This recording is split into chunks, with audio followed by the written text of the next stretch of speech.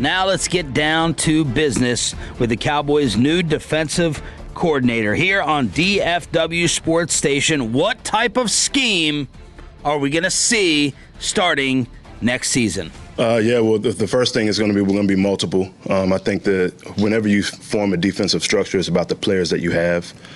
So core principles, will be a 3-4 by nature, but 4-3 spacing will be appropriate, 4-2-5 in nickel, different front structures, coverages behind it.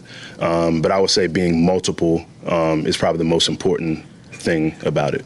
All right, Bobby, what does this mean for some current Cowboy players? And as Broadus and Wilczuk were going over yesterday, maybe your draft board. Yeah, so basically, and this is why it's getting, John Owning talked about this a little bit yesterday, that it's getting confused a little bit whenever people are talking about 3-4 in nature. Some people are just starting to think, oh, okay, you're going back to the Parcells 3-4 look and DeMarcus Ware standing up off the edge and coming. It's not going to be set up exactly like that. When he's talking about multiple and 3-4 in structure, but they can shift to 4-3 and do different things, it's never going to look, I don't think, traditionally like here's the 3 down linemen set up, here are all the linebackers spaced out. It's going to be more about kind of condensed formations on the defensive line. They can slide it in nickel if they need to, which is just they end up moving guys down a little bit, putting the edge rusher a little bit closer to the line of scrimmage. It ends up looking more like 4 down linemen. But it will change your personnel. You're talking about your typical pass rushers are going to be linebackers, outside linebackers. You potentially could see that those 3 down defensive linemen are all your defensive tackles. Like that could all be Kenny Clark, Osa, and Quinnen Williams. That could be the look that they give. Or it just changes. If you're drafting a defensive end, are you getting one of the bigger, typical strong side defensive end types? So do you guys remember Alan Bailey from years ago, Miami player? He ended up in Kansas City for a little bit. That's the kind of frame that you're looking at as your prototypical defensive end. When he talked about 4-eye and Jerry talking about 4-eye, that means instead of your defensive ends being lined up outside the offensive tackle, which is where your defensive end would normally play with their hand in the dirt, your defensive tackles are now going to be shaded inside the offensive tackle's shoulder. That's where they're going to stop. And now at this point, you're talking about those defensive linemen being responsible for 2 gaps instead of 1. So a 3-technique defensive tackle will just try to shoot that single gap, the B gap, and then they've got to basically be responsible for 2 different sides. Christian Parker on how he plans on getting all those top-paid D linemen on the field in his scheme. Yeah, I think you have different ways of doing that. 5 down is one of them. There's some different 4 down structures you can do that with as well. There's 6 down presentations you can do that with as well. So, like I said earlier, the defensive line and winning the game up front is significant. So how we can change the math and get our best players on the field will always be a part of what we do. So you don't think there's like an immediate, not a good fit for that person. Kenny Clark now has to stay. Need that linebacker who's more of an edge. The way that they're going to play 3-4 affects corners in the secondary. No immediate things with that. So stuff like some of this just changes the nature of how you're going to play. So Kenny Clark may end up looking more like an edge setting like end defender, or just somebody playing as a big 3-4 defensive end. So he's not necessarily going to be just trying to get upfield immediately as a defensive tackle. That'll change the way that he plays.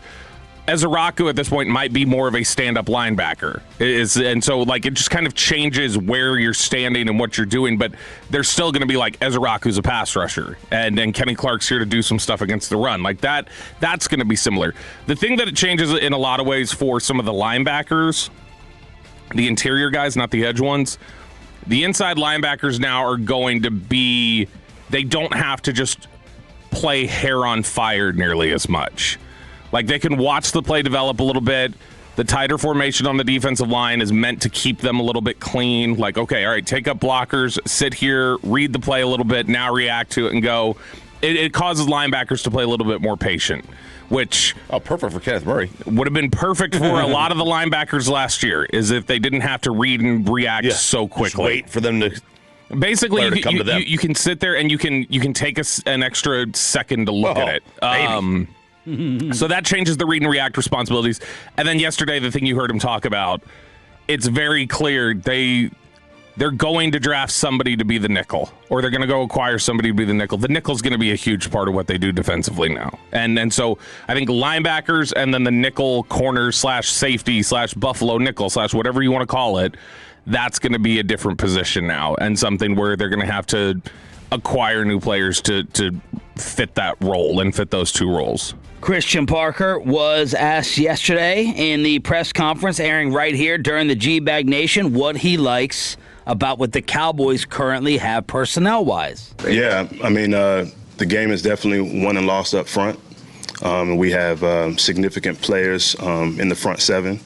And so I think that when you start with that defensive line room and what you're able to do in controlling the pocket, stopping the run, you control what an offense is able to do, and you're able to dictate to them on their terms.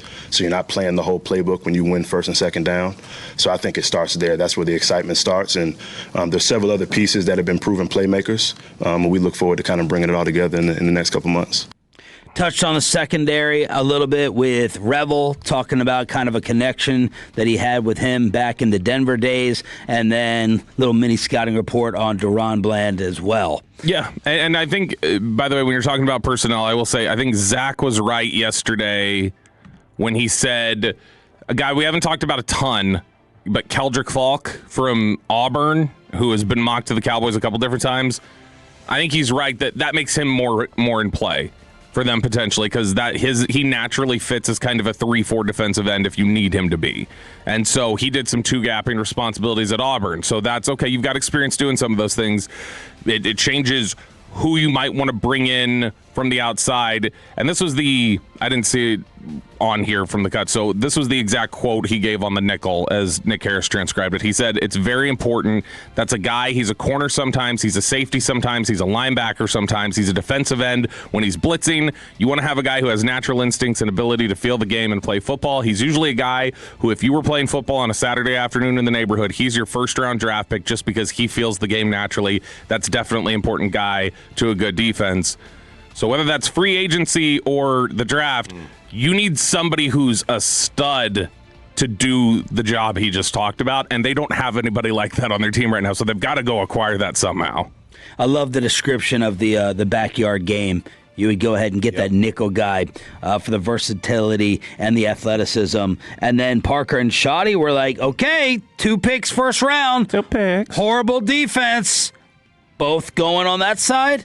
No, he didn't. Thank goodness. Are you going to be campaigning for that? Absolutely. Bring any Eagles with you? Are you bringing any Eagles with you? We'll see. I can't really speak about that. Worried about the guys that's on the roster right now. So there he is. Going to campaign for it. Not gonna tamper. You know, they also, if we're talking about players who are available, because we talked about Eagles yesterday that could follow him, and he can't talk right now because it's technically tampering. He can talk about Bradley Chubb because he got released, but he can't talk about other people.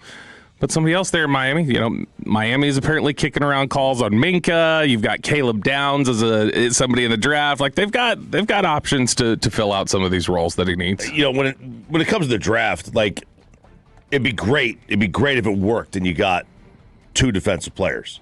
The draft doesn't always fall that way. You may get I'm not saying you go get a receiver, but you get a CeeDee Lamb situation where a great player at a different position just falls to your lap at 20. Like I don't want to go into the draft and have to get this, have to get that. It'd be great. It'd be my preference, absolute preference, but if it doesn't work out that way, I mean, that's where you come up to options of taking somebody else or trading down or whatever. I don't know that there is a scenario where we come in here on Friday morning and we accept them taking anything other than 2 defensive players. I think we're pretty upset if any one of them's an offensive player, no matter how good that player is sitting there. I mean, look, I again, it's the preference. It's the preference. But I mean, if something is just too good to be true happens, then you make that decision when you get there. Louis Riddick touched on some draft prospects for the Cowboys in the first round on ESPN. You saw them all last year. They struggle at all 3 levels. They lack physicality at all 3 levels. They need pass rushers in particular on the first level. They need speed at linebacker. They need cover guys in the secondary. So for me, this makes you automatically start thinking about who are guys who are like physical at the first level. Look, that's Akeem Mesidor. Look, him and Ruben Bain, we saw how they terrorized college football this year. And the thing about Akeem is that he's an inside-outside player. He started off as a defensive tackle, cut weight, and then became a defensive end. So he's a guy who's a 3-down player who can then wind up being someone who can move inside and outside. And then when you're looking at in the secondary, when you're looking at a guy like Jermod McCoy, look, Jermod is one of those dudes who can play man and zone, press or off. So really he is scheme diverse. You don't have to kind of pencil him into being a man cover guy or a zone cover guy because he's got the instincts and the football intellect to do both. And these are high level performers and they need as many of them as they can get. Mesidor does make more sense if you're talking about the flexibility and things that he can do. But he's the 25-year-old that we've talked about from Miami who was a stud, absolutely wrecked shop in the college football playoff. It's not that he's a bad player. It's just you wonder how much they can go.